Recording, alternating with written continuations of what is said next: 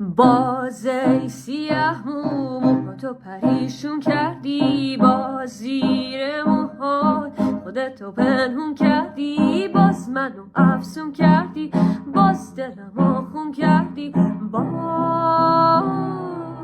جان جان جان جان جان جان جان جان جان جان جان جان جان جان. دلم میخواد نسیمی پس بزنه موهاتو که ببینم دوباره حالت اون چشاتو. دلم میخواد که شادی لونه کنه تو قلبت که بشنوم دوباره قهقه خنده هاتو.